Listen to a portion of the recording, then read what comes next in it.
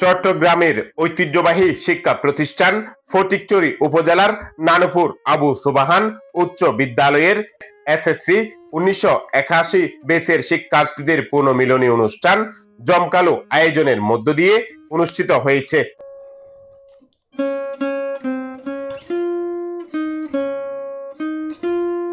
শুক্রবার রাতে নানুপুর জাহানারা কনভেনশন হলে নানা কর্মসূচিতে সাজানো অনুষ্ঠানটি অনুষ্ঠিত হয়।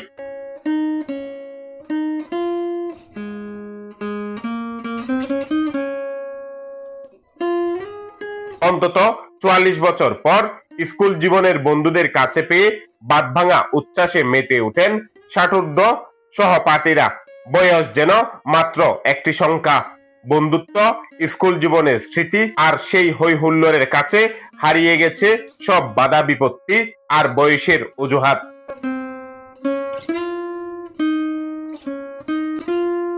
বেসুরো কণ্ঠে গান, কৌতুক, 81 ব্যাচের শিক্ষার্থীদের স্বজনদের নাচ গানের মাঝে হঠাৎ মনে পড়ে গেল আজকের এই দিনে অনুপস্থিত সহপাঠীদের, যারা হারিয়ে গেছেন, চলে গেছেন অন্তিম যাত্রায়।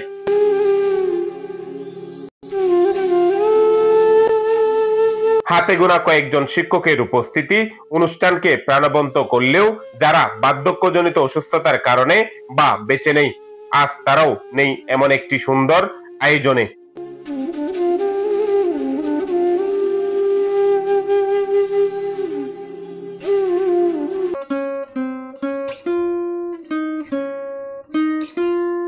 দীর্ঘ ৪৪ বছর পর সহপাঠীদের কাছে পেয়ে কেউ মেতেছেন আনন্দ আড্ডায়, কেউ তুলছেন ছবি আর সেলফি, আবার কেউ হারিয়ে গেছেন স্কুল জীবনের দিনগুলিতে।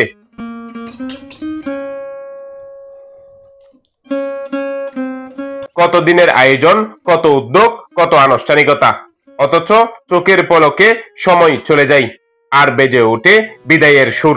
বন্ধুত্বের মহামিলনের এই দিন হয়তো আবার ফিরে আসবে, কিন্তু সেদিন অনেকেই হয়তো থাকবেন না।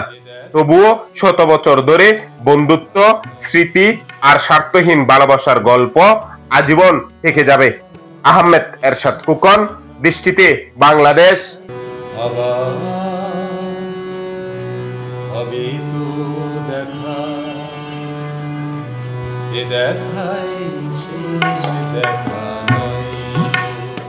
আমরা প্রায় ৪৪ বছর পর একত্রিত হলাম।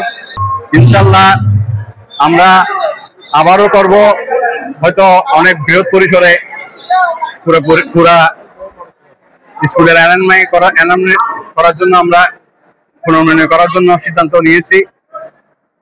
আমরা আজকে ৪৪ বছর পর সতীর্থদের, শিক্ষার্থীদের, বন্ধুদের পেয়ে খুবই আনন্দিত।